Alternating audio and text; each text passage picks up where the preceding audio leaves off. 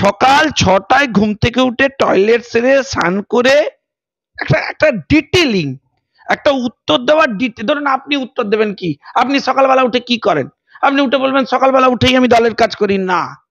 সততা বলেছে সকালবেলা উঠে সে টয়লেটে যায়, একটু স্পেসিফিকেশন দিতে পারতো যে টয়লেটে আমার 8 ঘন্টা লাগে, চান করতে আমার 15 মিনিট লাগে। লিখেছে একটা যন্ত্র কিনে নিয়ে এসছে নির্বাচনে যাওয়ার আগে, তাতে মাপলো কত ওজন, 83 কিলো দেবাংশু, দিয়ে নির্বাচনে নেমে পড়েছে। এইবার নির্বাচন শেষ হয়েছে, ওয়েল মেনটেন্ড, আবার ওজন করেছে, বলছে দেখি তো আমার ওজন কত হলো, কমে গেছে 77 কিলো। দায় কার? তৃণমূল কংগ্রেসের। অপরাধী কে? তৃণমূল কংগ্রেস। অভিযুক্ত কে? মমতা বন্দ্যোপাধ্যায়। আপনি কি করে বলছেন যে ও কাজ করেনি? এই 6 কিলো ওজন কমবার জন্যই ও হচ্ছে 6,87,000 ভোট পেয়েছে। এতে মমতা বন্দ্যোপাধ্যায়, তৃণমূল কংগ্রেস, অভিষেক বন্দ্যোপাধ্যায়ের কোনো ভূমিকা নেই। সাধারণ সম্পাদকের নাম অভিষেক বন্দ্যোপাধ্যায়। বলছেন কি? বলছেন সারা বাংলায় ওনার সংগঠন তুঙ্গে পৌঁছেছে। ওনার অন্যতম মুখ আইটি সেলের হেড দেবাংশু কি লিখেছে? লিখে বলছে যে তৃণমূল কংগ্রেসের ঝান্ডা বাঁধার লোক পাওয়া যাচ্ছে না। থিঙ্ক, এরপরেও ভারতীয় জনতা পার্টির কর্মীরা আপনারা বলেন যে আমাদের নাকি সংগঠন দুর্বল। পরিস্থিতির সুযোগে আমার বিপরীত প্রার্থী আধা বেলা প্রচার না করেও জিতে গিয়েছেন। অভিজিৎ বাবু আধা বেলাও প্রচার করেননি, তবু পরিস্থিতির জন্য জিতে গিয়েছেন। এত পলিটিক্যাল ম্যাচিউরিটি এ ছেলের। মমতা বন্দ্যোপাধ্যায়ের কাল কালীঘাটে বৈঠক ছিল, সেই বৈঠকেও দেবাংশুর উপর কিন্তু ক্ষোভ উগড়ে দিলেন মুখ্যমন্ত্রী। তিনি বলছেন তুই 12টায় উঠিস, অভিজিৎ গঙ্গোপাধ্যায়কে কেন হারানো হলো না? দেবাংশুকে তিনি বলেছিলেন ওকে দেবাংশু নাকি ছুটিয়ে নিয়ে বেড়াবে, দেবাংশুকে লাগিয়ে দিয়েছি পিছনে, তাও কেন দেবাংশু ছুটিয়ে নিয়ে বেড়াতে পারলো না, কেন অভিজিৎ গঙ্গোপাধ্যায়কে হারানো হলো না, সেটাই মমতা বন্দ্যোপাধ্যায়ের ক্ষোভ। 12টায় নাকি দেবাংশু উঠে, কিন্তু দেবাংশু আজকে যে খসড়া ফেসবুকে পোস্ট করেছে, আমার সঙ্গে রয়েছে শঙ্কুদেব পণ্ডা, কথা বলবো দাদার সাথে। বলছে কি পোস্ট করেছে আপনি বলছেন? না কেসটা শুনুন। কেসটা হচ্ছে এই ছেলেটাকে আমি এত ভালোবাসি। দেবাংশু খুবই মিষ্টি ছেলে, এত ছেলে মিষ্টি আমি কি বলবো, মাঝে মধ্যে তো ওর দিকে তাকালেই আমার ব্লাড সুগার বেড়ে যায়, এমন অবস্থা। দেবাংশু কি করেছে আপনাকে ভাবতে হবে। মমতা ব্যানার্জি যে অ্যাডমিনিস্ট্রেশন চালাতে পারেন না, এইটাও তৃণমূলের সাহসী নেতার মতো একদিন টুইট করে দিয়েছে, বলেছে এ কি অভিষেক বাবুকে নিয়ে আসুন, মমতা ব্যানার্জি প্রশাসন সব ব্যর্থ। তারপরে আমি দেখলাম তাকে পাঠিয়েছে মেদিনীপুর। সে তার লেখা তো মানে অমৃত সমান, আমি অক্ষরে অক্ষরে পড়ি। এই যে কি লিখেছে দেখুন, আমি বার করেছি। এই ও লিখেছে সকাল 6টায় ঘুম থেকে উঠে টয়লেট সেরে স্নান করে একটা ডিটেলিং একটা উত্তর দেওয়ার ধরুন আপনি উত্তর দেবেন কি, আপনি সকালবেলা উঠে কি করেন, আপনি উঠে বলবেন সকালবেলা উঠেই আমি দলের কাজ করি না। সততা বলেছে সকালবেলা উঠে সে টয়লেটে যায়, একটু স্পেসিফিকেশন দিতে পারতো যে টয়লেটে আমার 8 ঘন্টা লাগে, চান করতে আমার 15 মিনিট লাগে। হ্যাঁ, তারপরে লিখেছে আমি 1 বাটি ছাতুর শরবত রোজ খেয়ে বেরিয়ে পড়তাম সকাল 8টার মধ্যে। সকালবেলায় ও উঠে পড়ে 6টায়, 6টা থেকে 8টা পর্যন্ত ওর এই সময়টা লাগে, 2 ঘন্টা ছাতুর শরবত খায়, চান করে, নির্বাচন তাতে যাক যেদিকে যায় যাক, কিন্তু ওকে ছাতুর শরবতটা খেতে হবে। আমি বলছি সেটা চিনি দিয়ে খাও নাকি পেঁয়াজ লঙ্কা এসব দিয়ে একটু ঝাল ঝাল করে খাও নুন দিয়ে, এই স্পেসিফিকেশনটা দরকার ছিল। আমি পড়ছিলাম, এইটা যদি একটু নির্দিষ্ট করে বলতো তাহলে আমাদের মানে পড়তে খুবই ভালো লাগতো। এত ভালোবাসি ছেলেটাকে। পরে এগোই। আচ্ছা, বললো যে 8টায় ও বেরিয়ে পড়লো, বেরোনোর পর কি করলো, প্রবল রৌদ্র, সকাল 8টায় এতটা রোদ উঠে যায় না। এমনি নির্বাচনে এবারে দেখবেন সবাই 6টা থেকে প্রচার শুরু করে দেয়, 10টার মধ্যে প্রচার শেষই করে দেয়, কিন্তু ওর 8টায় বেরিয়েছে, রোদ হয়েছে।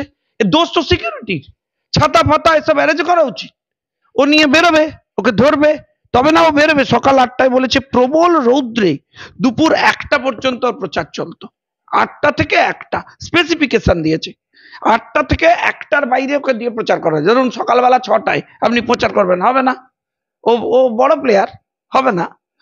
ও ঠিক 8টা থেকে 1টা পর্যন্ত প্রচার করবে, করবার পর হচ্ছে ঠিকানায় ফিরে আসতো। তারপরও গা ধোয়, দেখুন গ্রামের একটা সোঁদা গন্ধ, একটা মাটির গন্ধ ছেলের মধ্যে। আমাদেরকে বলে চান করি, নো, ও বলেছে কি গাটা ধুয়ে পরিষ্কার হয়ে দুপুরের খাওয়া ছাড়লো, সেরে টেরে কিন্তু এই একটা স্পেসিফিকেশন দরকার ছিল, কি খেলো, মাংস ভাত খেলো কি মাছ ভাত খেলো, লোকের একটা জানার উৎসাহ থাকে না, আমাদের স্টার ক্যাম্পেনার বলে কথা তৃণমূল কংগ্রেসে। তো যদি বলতো যে মানে মাংস ভাত খেলাম বা মাছ ভাত খেলাম, খেটে করলো, করে টোরেও যেটা করলো ডিটেল দিয়েছে, আমার খুবই ভালো লাগে। করলো, কোথায় গেল খুঁজেও পাই না, মাঝে মধ্যে এত লিখেছে। হ্যাঁ, সেরে ও 3টে পর্যন্ত হচ্ছে ঘুমোলো, না ঘুমোলো বলেনি, বলেছে এই বিশ্রাম নিল ভদ্র ভাষায়, দিয়ে ও 3টের সময় হচ্ছে রওনা দিল। রওনা কোথায় দিল, ও স্পেসিফিকেশন দেওয়া উচিত ছিল, অমুক জায়গায় দিলাম তমুক জায়গায় দিলাম, আমরা অধীর আগ্রহে পড়তাম, সেগুলো পাওয়া গেল না। বললো রাত 3টে থেকে, এই বিকেল 3টে থেকে রাত 9টা পর্যন্ত ওর হচ্ছে প্রচার চলতো। 9টা বেজে গেলেই প্রচার বন্ধ, দোকান বন্ধ, শাটার বন্ধ, আর হবে না প্রচার। এরপরেও বাড়ি চলে গেল। 9টা বেজে গেছে, এবার কখনো কখনো 10টা বেজে যেত।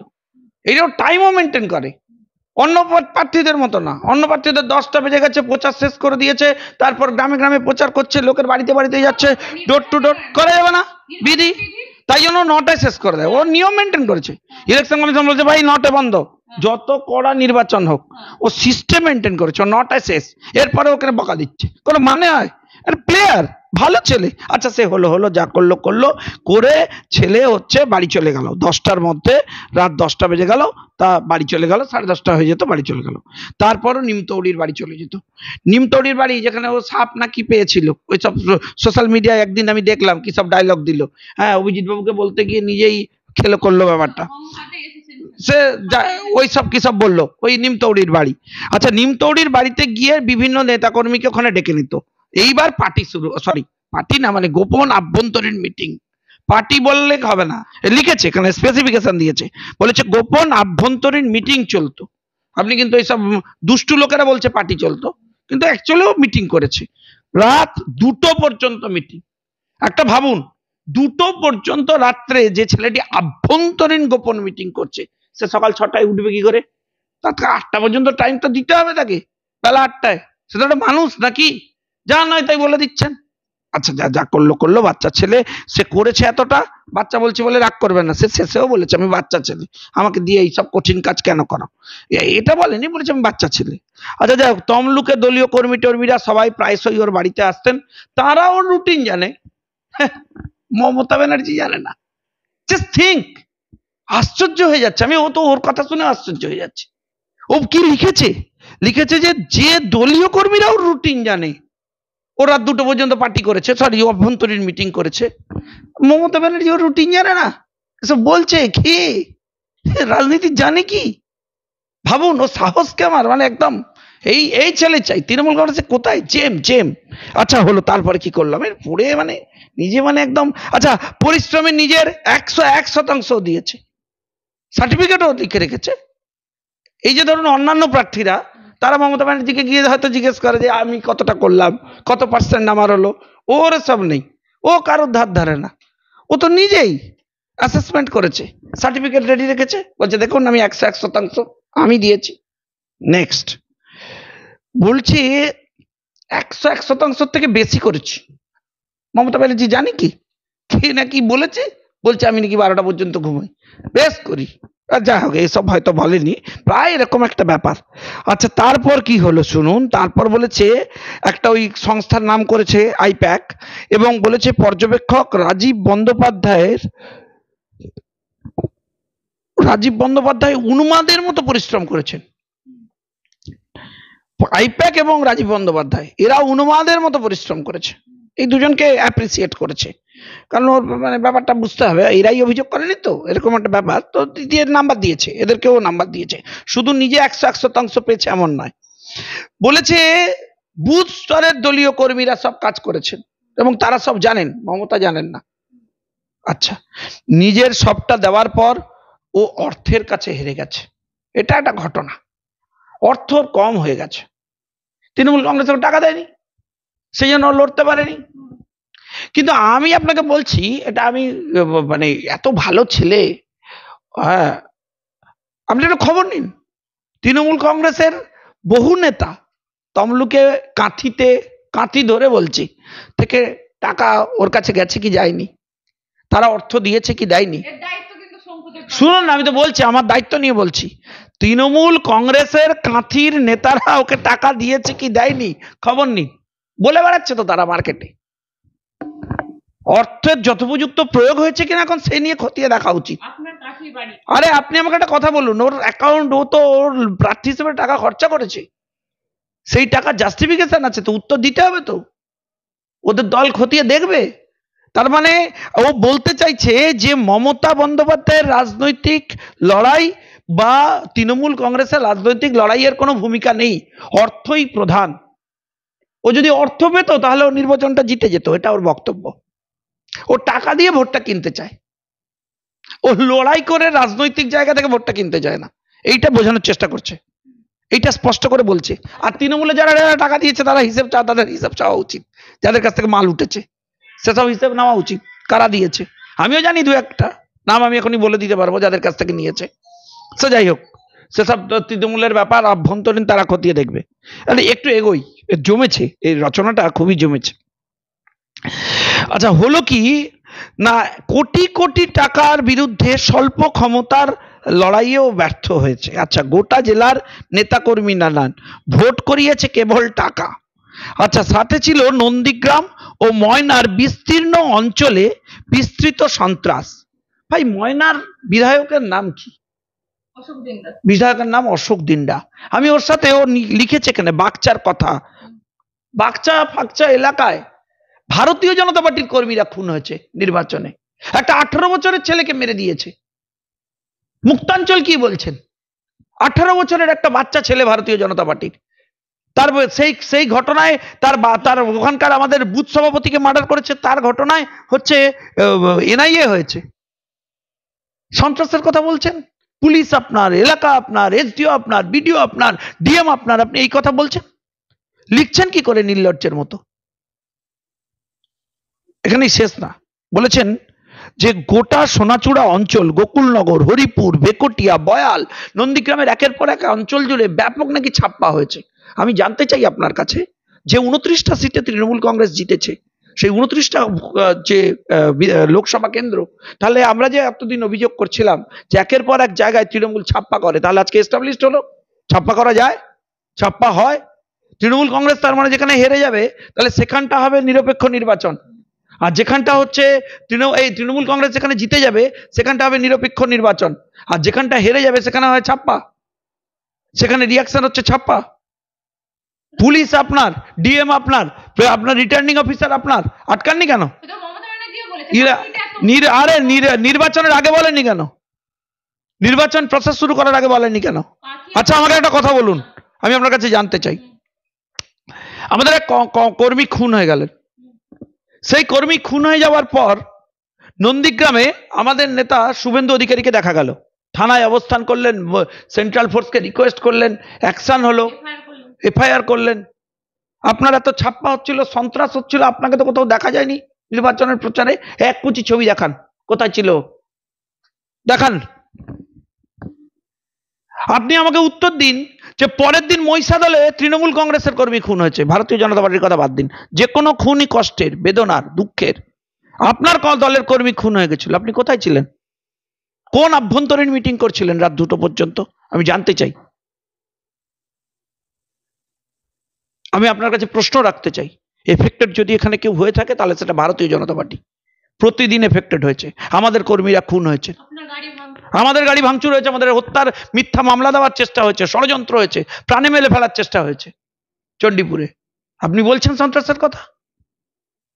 না না না, আমি খুব ভালোবাসি ওকে, আমি আজকে কোনো রাখবো না, আমি একটু পড়বো, খুবই ভালো লিখেছে, কষ্ট করে ছেলেটি।